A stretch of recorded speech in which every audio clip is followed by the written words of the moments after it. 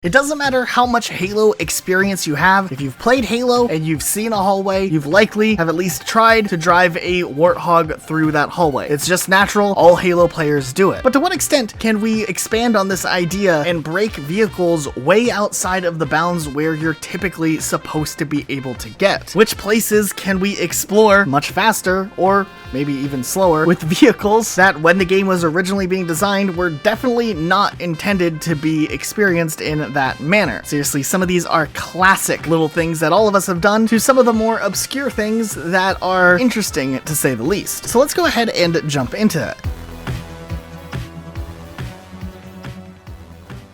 Starting things off on Halo Combat Evolved, there were always the group of players who would just try to floor the Warthog right into the hallways of the indoor sections. But interestingly enough, forcing the Warthog through these hallways does have its benefits. For instance, if you're trying to get the skull that's hidden on this level, you can use the Warthog sometimes to clip through the ceiling and access the skull instead of having to do a complicated grenade jump. And speedrunners actually use the Warthog, forcing it down the hallways and around the corner to lunge themselves through the door before it closes to save time having to go around the map and open up the door manually. Assault on the control room is definitely a fan favorite when it comes to taking vehicles where you're not supposed to, because obviously these little rocks trying to stop you from driving your Ghost past it just aren't really good enough, because I've taken my Ghost past it pretty much every time. And if you're feeling really creative, you can just drive your Ghost up through the hallways, you know, those really narrow, tight corridors, because why not? And there's this giant door that you can glitch your Ghost through as well, or at least force it through the little opening, and there, boom, you have a Ghost for the next section of the level. On 2 Betrayals, we really wanted to see how far we could get the Banshee, or if we could even get the Banshee into any place we weren't supposed to. So we decided to see if maybe we could just force it down a hallway. Surprisingly enough, we actually got it all the way wedged into the door frame, and we were in the hallway for a little while, just kind of crashing and breaking all the windows in the process. We felt pretty achieved in that, but we wanted to see how far we could actually take it. So we did eventually manage to push the Banshee all the way inside the main room, just kind of shooting at the enemies that were in there, which was pretty neat. Now, Luke and I were pretty determined. We would have liked to see if we could have gotten it even further down the hallway, or maybe even outside of the canyon, and maybe there is some way we don't know about, but we pushed it around in there the best we could, but this little hallway just seemed too small. So then our next approach was to come back with 2 Banshees this time, so of course we could have 1 Banshee to try to push the other Banshee through, which unfortunately did not work, but it was still pretty fun to drag the Banshee through there, hearing all that glass just shatter when we were going through the hallway. Fast forwarding a bit to Halo 2, Metropolis was this level that vehicle abuse could just be used all over the place. The big one being forcing the Banshee into the second half of the level. Now, typically the game doesn't like you being in a Banshee if you're inside the tunnel section. It'll just fling you outside at such a crazy speed. Though, if you're able to lure a Banshee all the way through the tunnels right to where the loading point is at the exit of the tunnel, you can actually hijack it and not be just completely launched. And then from there, you can fly the Banshee around Metropolis, even go grab that Scarab gun if you want to. But one thing we've done before, because why not, was drive a Warthog up the stairs of the indoor section of the level and drove it onto the Scarab. We just wanted to see if we could do it, and sure enough, we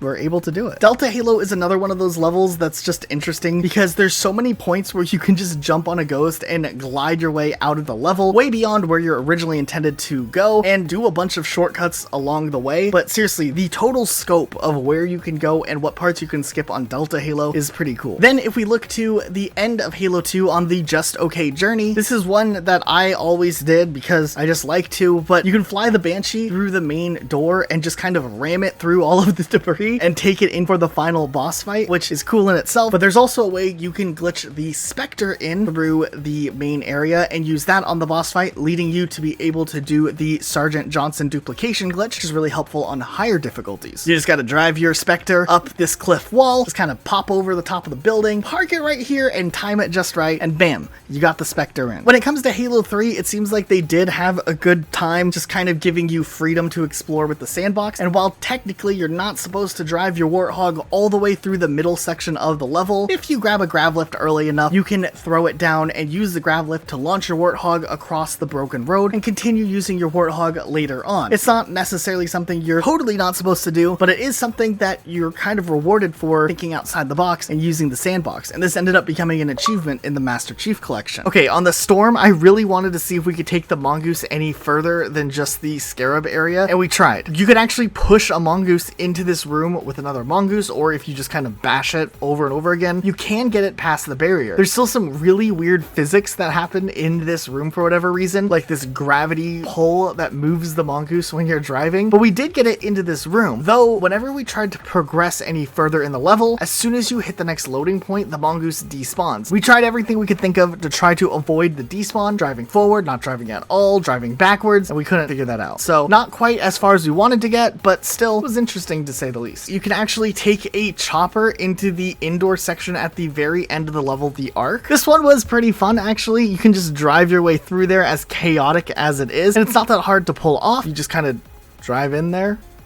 That was pretty much the gist of it. It is a little awkward sometimes fitting it through doors, and we found a good approach, of course, is to take it through the door in reverse. But yeah, you can drive a chopper all the way to the end of this level, and the cutscene at the end actually will show the chopper in the cutscene, so we just thought that was pretty neat, and we're really excited about that for probably all the wrong reasons. In Halo 3 ODST, there's a ton of little things you can do with the vehicles in this game, like on Mombasa streets. If you know what you're doing, you can launch your mongoose straight outside of the map and just free roam the outer skybox, which is something that our friend Tepeg from Halo Creation showed us, and it's still to this day one of our favorite out of the map things. But also on Kazingo Boulevard, you can force a tank through this soft barrier where you're not supposed to get the tank through by forcing it up and then having a player jump out while the tank's being pushed by another tank, and that'll force the tank through, which you can then use for the final firefight. Now, our friend Dim, who plays ODST with us quite a bit, showed us this one originally, but then he took it a step further on Coastal Highway when he showed us that not only could he force a warthog into the final firefight section, but he also managed to get the tank through that final barrier as well. This one's much harder to pull off, but nonetheless, if you can pull it off and get the Scorpion for the final fight, it's kind of hilarious and a little bit overpowered at the same time. Fast forwarding a little bit to Halo Reach, there's a few moments along the way where you can have fun bringing the forklift places where it's not supposed to go. Oni Sword Base, putting it in that elevator is definitely one instance of that I feel like a couple of us big brain Halo players definitely tried this. We also managed, when we were doing our no walking run of Halo Reach, to drive the forklift as much as we could on the level Nightfall. Over on the Pillar of Autumn, we wanted to see if we could take any vehicles further into the level, and this one was actually quite interesting. For this, there's obviously a ton of enemies everywhere, but we decided to try two different vehicles. Luke jumped in a Ghost, and I decided I would try to carry on the forklift as far as the game would let me. And sure enough,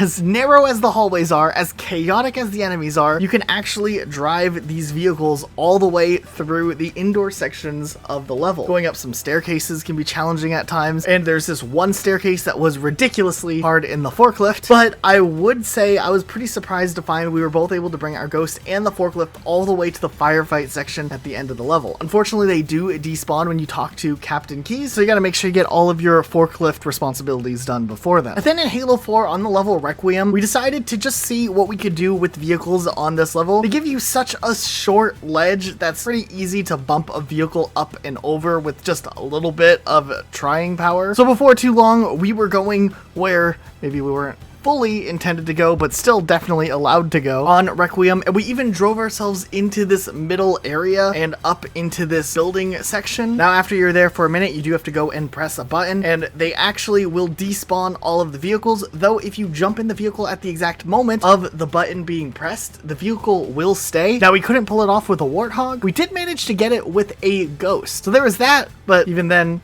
I mean, there wasn't really much we needed to do with that because we had already tested how far we could get past that. The rest of the level's pretty linear from there, but nonetheless, we were able to make it over that ledge and explore a little bit with the vehicle, a bit longer at least when it comes to Halo 4. And then on Halo 5, when we were looking for that much sought after mongoose Easter egg that we did end up eventually finding, we're testing all types of theories. We wanted to see if we could bring the mongooses all the way to the end of the level. We couldn't quite get them to the end of the level, but we did make it inside the big elevator room, which was just kind of funny in itself, because obviously you're not not supposed to play through this part with mongooses there. And then Dim showed us another thing that he experienced when he was playing Halo 5 Guardians, which is where he somehow managed to glitch a mantis into the final firefight room at the very end of the game. So that was something somewhat interesting that we didn't fully anticipate. But nonetheless, have you managed to glitch your vehicles in somewhere else, or are you a Halo purist who would never try something as barbaric as forcing a vehicle into a place like a hallway? Let us know in the comments down below. Also, check out our Twitters. You can follow me at Rocket Elijah on Twitter or Luke at Rocket Sloth Luke. But that's it for today. We'll see you guys next time.